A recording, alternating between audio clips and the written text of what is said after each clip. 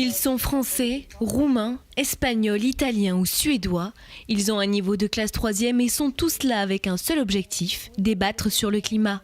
Ce jeudi, au collège Guy de Maupassant à Garéoul, l'heure était au sommet international sur le réchauffement climatique pour les élèves. Ce qui s'est passé dans cette salle, c'était de simuler les négociations qui ont lieu entre les différents pays. Et donc les élèves de ce collège, ainsi que des élèves venus de Suède, d'Italie, d'Espagne, et j'oublie un pays qui est la Roumanie, ont discuté pour arriver à des échanges positifs sur l'accord sur le climat. Une journée qui concrétise de longues années de travail en Erasmus pour ces collégiens. Le projet Erasmus s'appelle Gardens of Babel. C'est un projet qui dure 2 ans avec 4 partenaires européens, Suède, Italie, Espagne et Roumanie. Nous avions 2 objectifs. D'abord, développer les jardins pédagogiques dans nos établissements. Et le deuxième objectif, organiser une conférence pour le climat et un salon de l'environnement, tous ensemble, et c'est aujourd'hui.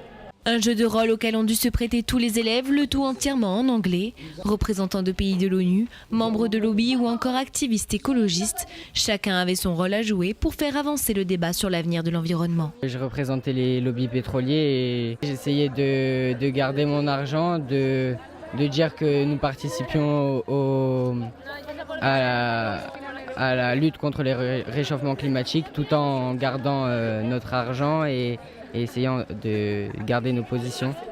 Mon rôle, c'était de défendre Greenpeace. On s'est démarqué en prenant la parole sans qu'on ait forcément le droit ou l'accord.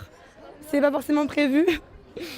Et on a exprimé notre point de vue et nos idées pour pouvoir voir mieux les choses, pour pouvoir avoir un meilleur avenir avec des énergies naturelles.